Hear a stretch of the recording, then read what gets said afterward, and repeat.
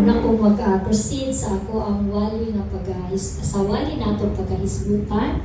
Ang yun ko kamo sa pagtuko sa inyong mga ulo o atong hinatag ang atong presensya sa atong buhi na Diyos.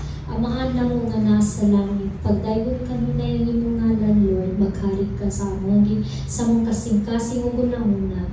Lord, ikaw Ginoo nga mong Diyos nga nasayod Ginoo sa huna-huna nga Lord, langit nun ba kani o kalibutanon ikaw gyud Ginoo nasayod ani nga maghanay niya ni O God Father. Panalangin kami nga imong mga anak O God nga Lord sa amo Ginoo pagsunod diya kanimo Ginoo dili kami matipas O God. Kanunay kami guniti O God Father.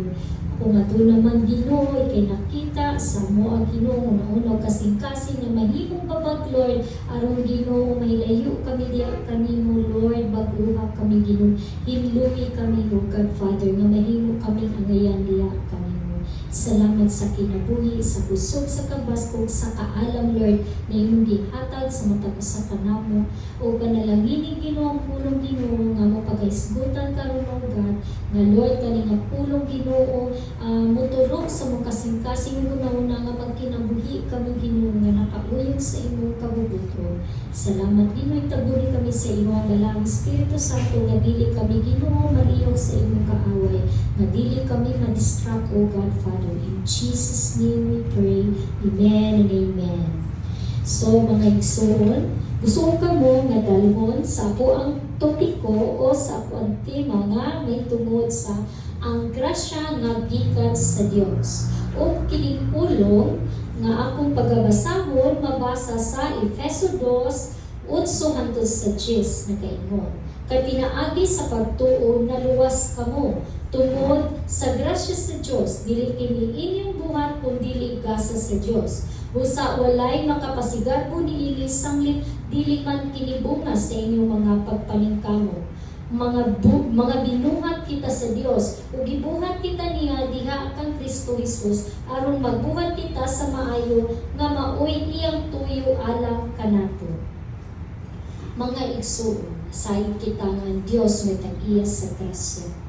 Ang pangutana unsaon nato pag-angkon ang grasya sa Dios. Nasayod kita nga ang tao makasasala gayud mga igsoon o dili gayud siya ako pagbayad ni ani. Dili gyud niya mahimo nga makabayad sa iyahang sala. Kay tungod tao lamang kita ug huyang kita mga igsoon. Pero tungod sa grasya sa Dios, naghimo siya og paagi aron ang iyahang katawhan maluwas. Aron kita nga iyang mga anak magkinabuhi nga gawas nun sa pagpapasala. O kani nga mga pamaagi sa Dios angay din nato ni siyang pasalamatan sa tibuok natong kinabuhi mga igsoon. Kay dili lalim ang gihatag sa Ginoo sa ato nga mga panalangin.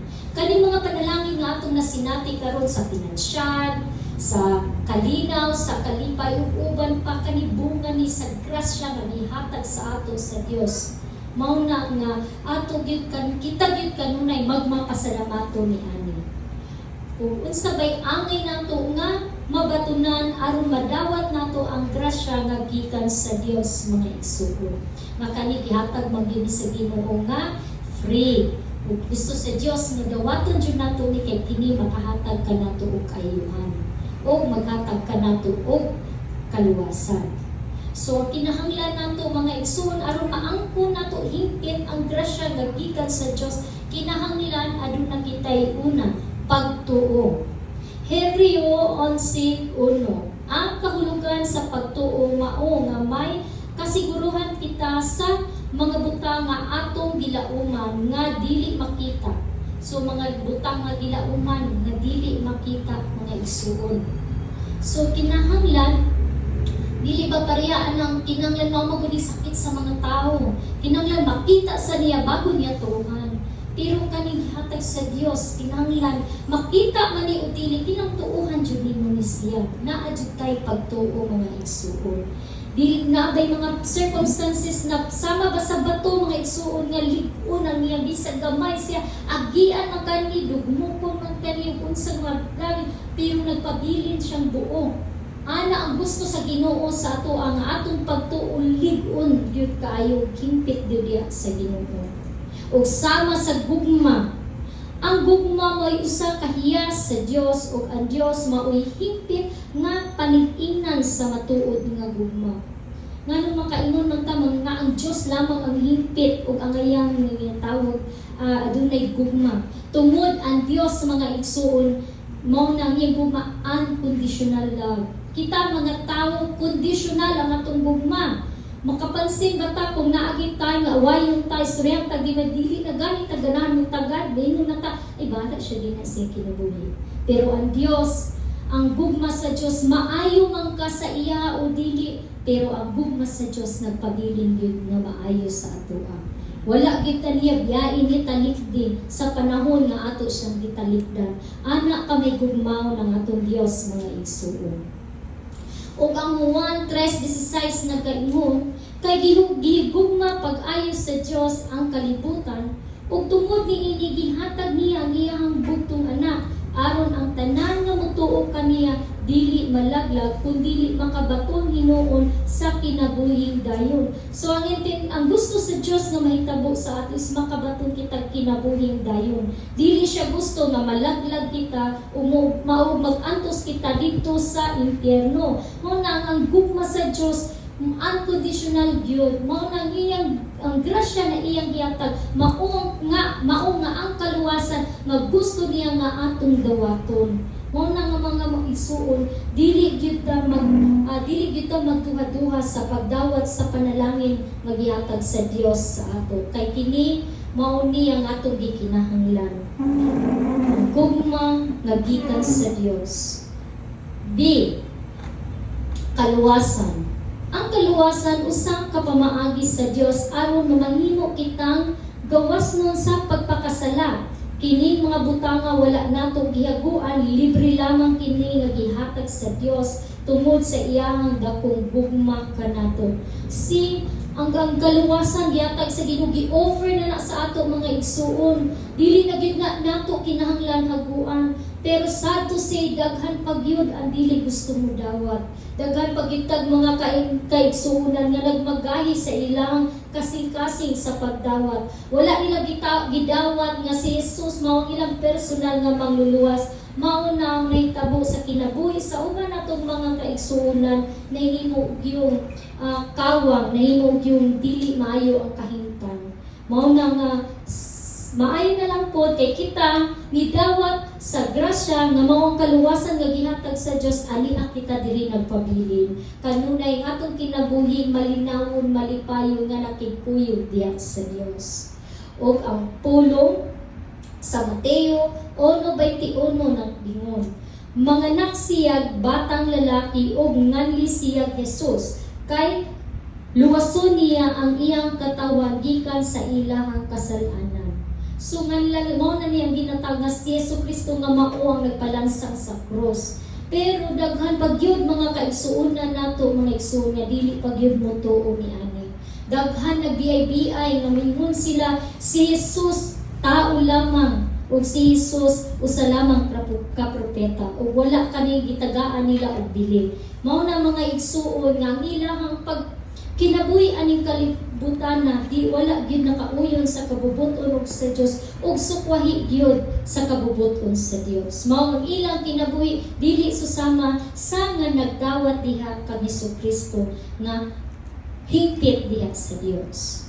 Sa ikaduha, pagdawat. Unsa bang gikinahanglan aron hingpit nato mga makuha ang grasya nga gihatag sa Dios mao ang pagdawat. Kinahanglan nga dawaton nato ang grasya nga gihatag sa Dios kanato aron mamahimo kitang mabungahon nga magkinabuhi nga nakauyon sa kabubuton sa Dios. So kung dili magud nato dawaton ang grasya nga gi-offer sa Ginoo sa atoa, unsaon man pagpamuhat sa Dios sa atong kinabuhi, unsaon man nato pagsabot sa gusto sa Dios nga mahitabo sa atong kinabuhi. Unsaon man nato pagsabot ang panalangin nga mao kaluwasan kun dili pud nato dawaton kini mga igsuon. Mao nagkinahanglan dawaton jud nato kini kay aron mahimpit ang pagpamuhat sa Dios sa atong kinabuhi.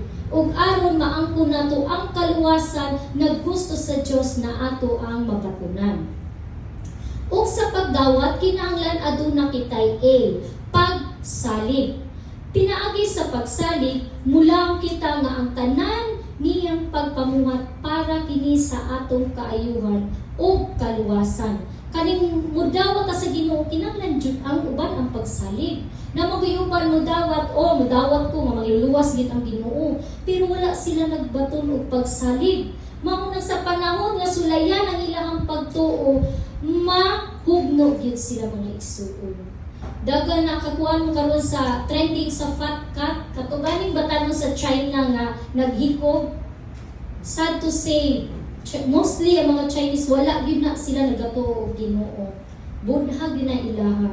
And then ang ilahang pagtuo o ang ilahang pagsalig gibutang lang nila sa kalibutan ng mga butang o wala sa Dios. Mao nang ilang kinabuhi gyud, mostly suicide gyud ang ilang paingnan. Huyang ang ilahang pagkinabuhi, huyang ang ilahang pagtuo tungod kay ang ilang pagtuo wala diha nila gibutang sa Dios. Mao nang mga igsuon atong yung unahunahon ato yung ipalig-on diha ang atong pagtuo sa Dios nga bisan sa mga pagsulay nga among abot magpabilin gyud ta diha sa Ginoo. Dili gyud ta dapat makuyawan, maratol o maunsa pa kay Dios na ang atong gisaligan. Dili na basta-basta. So kinahanglan ang ato ang una-una naka-fix gyud na nga Lord. Sulayan man kun karon Lord unsa man ang mga pagsulay nga mabot sa kinabuhi nako, ikaw ang akong Dios nga nahibalo mosalig ako diha kanimo. So kinahanglan gyud 100% jud ang atong pagsalig diha sa Dios mga igsuon. Ikaduha, B, paghupot. Huptan nato nga kita giluwas na sa Dios pinaagi sa iyahang grasya. Hebreo 10:23 nagaingon, magpabilin kitang malig-on sa paglaom nga atong gihuptan kay makasalig man kita sa Dios nga tumanon gayud niya ang iyahang saad. So mao na mga igsoon nga dili kita magmaduwa-duwa, mao na gingon muhupot kita. We must behold kay basin unya may sa mahupot. So kay napit ta Inglesera nga pastora no, medyo raglaw-law mga tuang Bisaya, medyo mag-English lang ta gamay. No, nang mo hold kita diha kay God. Dili kita magbuhi kung kuan na sa circumstances nga gidugmok na ta, na uyog naman ang atong ang pagtuo. Nang hawid kita, kakyat kita sa Ginoo mga igsuon. Dili kita mabuhi, Lord. Kay wa magyapon ti may mabuhi ta sa Ginoo, asa magigaw ta paingon kung mo og mabuhi ta sa Ginoo. Nga wala gyud tay lain choice kung dili muhupot gyud ta sa Ginoo kay gamahanan ang atong Dios. Siya nga atong gikinahanglan. So ngano magduha-duha pa man kita. So ang gikinahanglan sa Ginoo nga mo kapyat gyud ta niya sa panahon na problema mo dastas. Lord, diha lang gid ko sa imo. Lord, dawiri jud ko. Lord, dili ko mobiya nimo. Ana kinahanglan sa atong mga pag-ampo iapil gyud na nato nga ang atong pagtuo lig-unon gyud sa Ginoo. Ang atong ang paghawid diha sa Ginoo nga dili gyud ta makabuhi sa iya kay the more ta nagapangalagad sa Ginoo, the more ang yawa nga ginahila ta pababa. Mao na kinahanglan muhupot gyud ta diha sa Ginoo mga igsuon. Dili gyud nato tagaan ang yawa nga makahigayon aron mahimulag kita sa Dios. Mauna nga magkinaunsa man ang ato ang kinabuhi, dili gyud ta mo talikod sa Dios mga igsuon. Kay siya ang atong gikinahanglan ug tungod sa iyang dakong gugma kita nahimong gawas nun sa ato ang mga sala. Ikatulo, unsay kinahanglan aron maangkon nato ang grasya nga gihatag sa Dios mao ang pagsunod.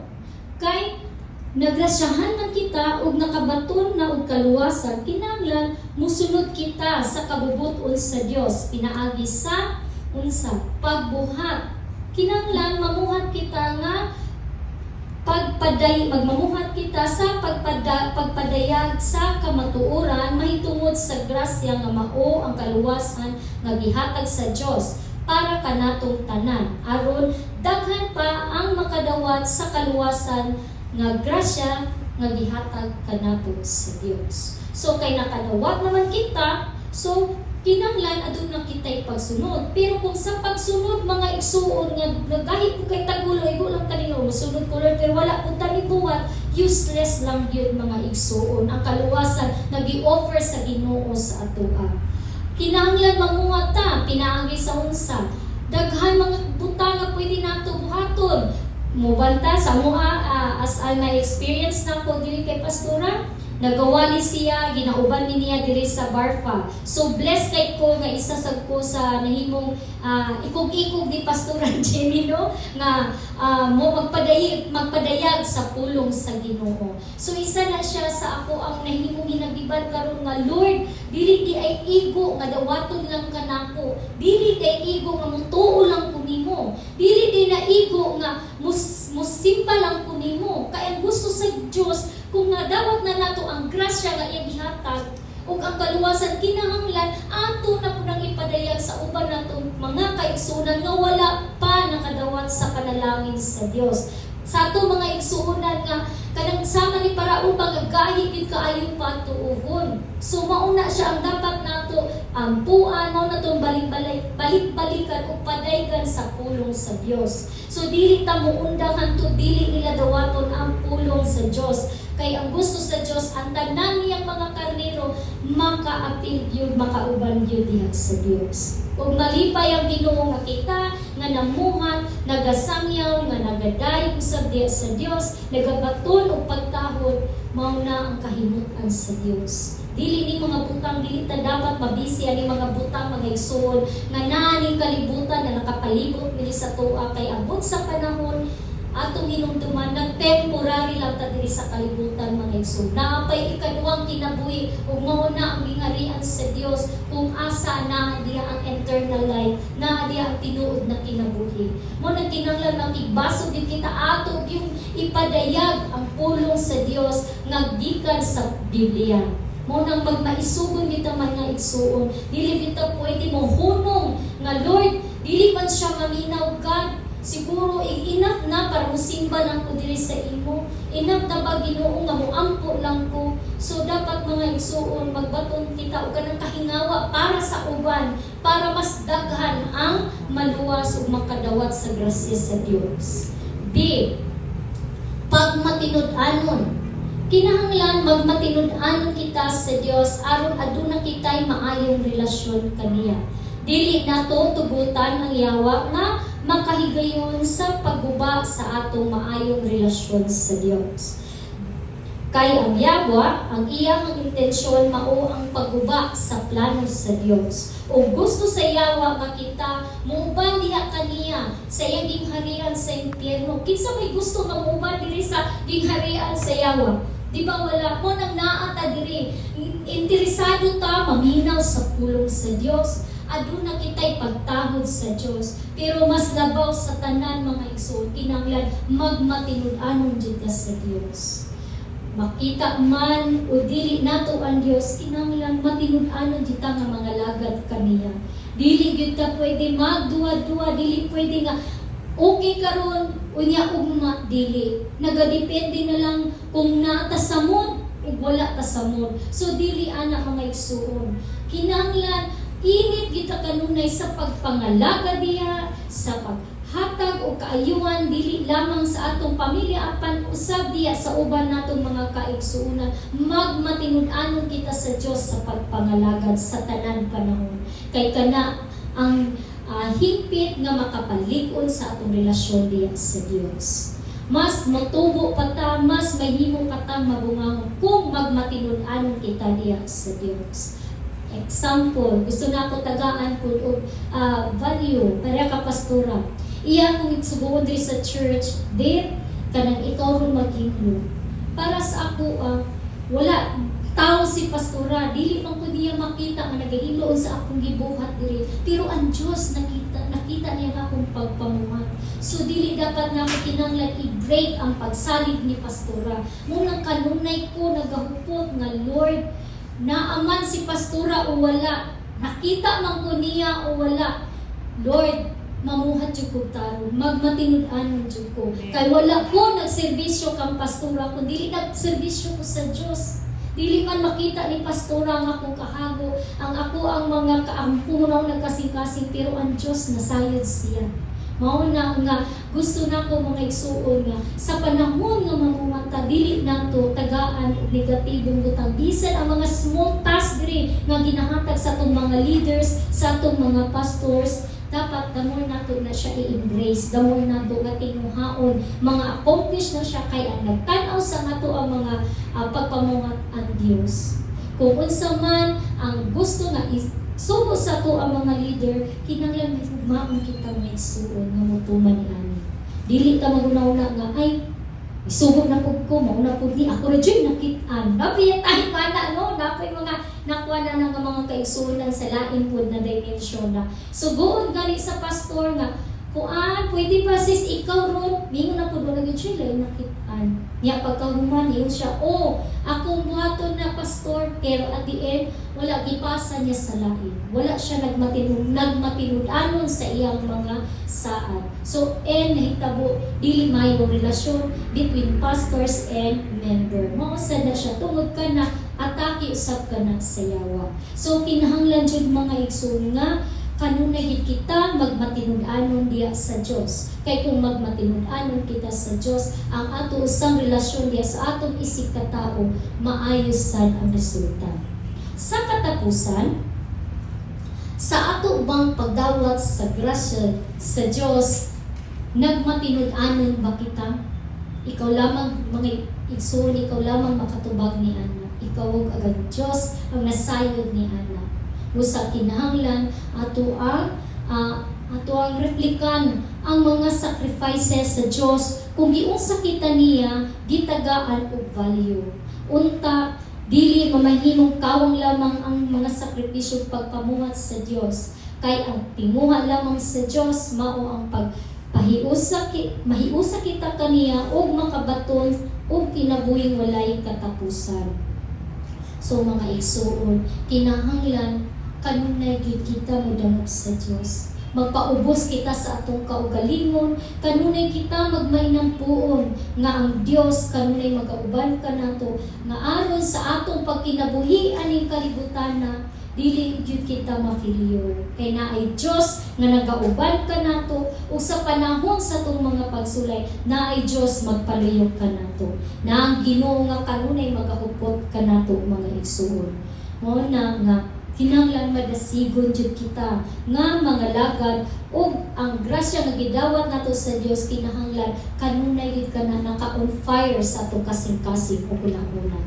Efeso 2:10 nagaingon, ug gibuhat kita niya diha kang Kristo Jesus aron magbuhat kita sa maayo nga maoy iyang tuyo kanato. Mao ni siya ang last verse ani nga topic nga atong gibasa. So gibuhat kita sa Dios tungod kay ang katuyuan sa Dios mamahimo kitang maayo nga tinun-an niya. Gusto sa Dios nga magkinabuhi kita nga sama kaniya.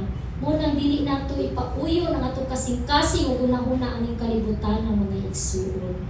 Maghimo kita og mga maayo mga butang dili para sa tao kundi para sa ato ang tinanggap na Diyos. Mga mga igsuon, ato ang hinumduman, ang mga pamaagi nga angay natong makatunan o unsa kini.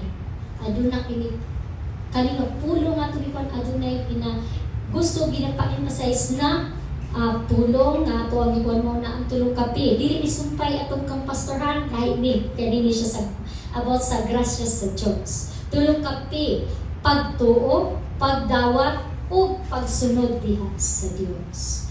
Busa, have a blessed evening sa ato o idukot nato atong mga ulo ug atong ibalik adungog og himayag sa Dios. Salamat Ginoo sa kanunay sa imo Ginoo pagpahinumdom ka namo nga Lord ang among pagtuo kinahanglan lig-on jud kini ug hingpit niya kanimo.